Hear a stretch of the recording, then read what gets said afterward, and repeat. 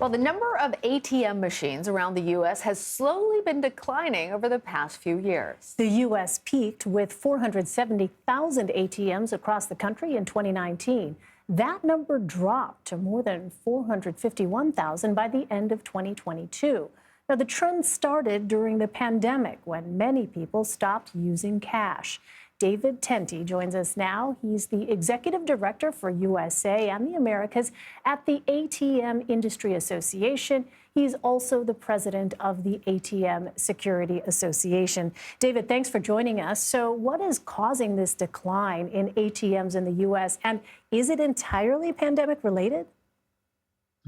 Well, thanks for having me. Actually, from our perspective, we don't see a decline in the number of ATMs, at least not right now. There were some decline in the numbers back 2017, 18, early 2019. And I think much of that could be attributed to the facts that we had just gone through some massive migrations of chip cards, new Windows applications, and so forth. But, obviously all of our operators were kind of shut out during the pandemic, but looking at the industry as a whole right now in the U.S., we don't see an ongoing decline in the number of ATMs.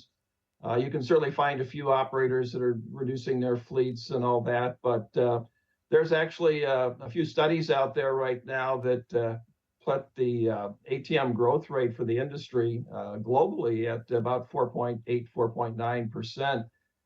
Through 2030, a little bit less in the U.S. because it's a more mature market. But I don't really see how you can reconcile the statement that the ATM population is declining along with the analyst projections for that kind of growth that's out there. So, David, that's really interesting because while you're telling us that it's increasing globally, more and more we're going to places that say that they are cashless. I know very often I won't even take my wallet. I just take my phone and pay for everything on that. So how are you reconciling what you say as an increase with what we also see as a decrease in people practically using cash? Well, there's no doubt that there's been a decrease in the number of transactions that are being made in cash these days, and that's been happening for quite some time.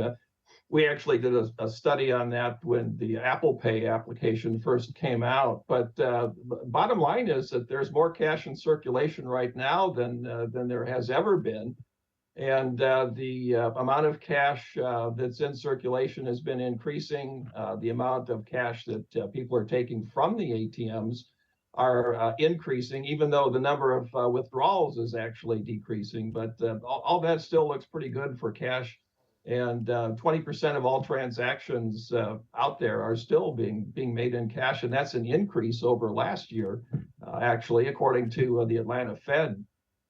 Yeah, in fact, despite the push for a cashless society, some cities have actually made it illegal, as I understand it, for businesses to refuse cash, saying that it's discriminatory. And our colleague Anne-Marie Green pointed out that Philadelphia, where she lives, is one of those cities where that, in fact, is the case, because officials say that not having the ability to pay in cash discriminates against low-income shoppers who maybe don't have access to credit and so need to have ATMs. I wonder how all of that factors into your industry and ATMs across the country.